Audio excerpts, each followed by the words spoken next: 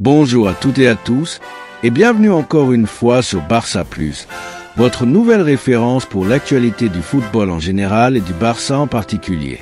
Le Barça ne cesse de faire des transferts de gardiens.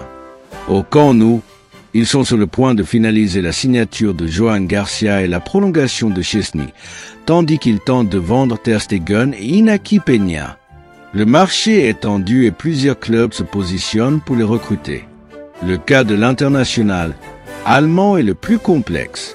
De retour de la Ligue des Nations, le gardien est à Barcelone en attente de résolution de son contrat.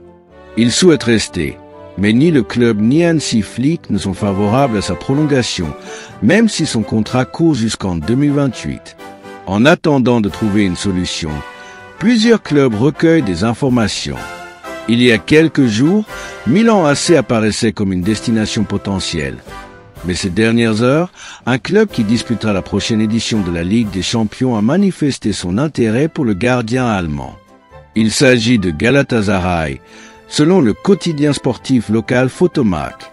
Fernando Muslera, le gardien uruguayen de 38 ans, a annoncé son départ de l'équipe turque après avoir remporté 19 titres en 14 saisons et la direction turque recherche un gardien fiable.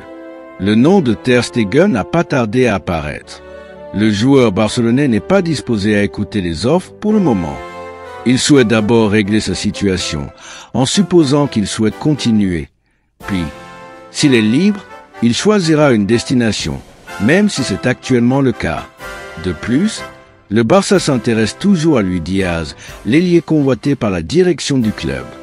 Le joueur de 28 ans souhaite porter le maillot blaugrana, mais son arrivée dépend de Liverpool, club avec lequel il a un contrat jusqu'en 2027. Deux autres noms sont à l'ordre du jour au sein des bureaux du FC Barcelone, Clément Lenglet et Frenkie de Jong.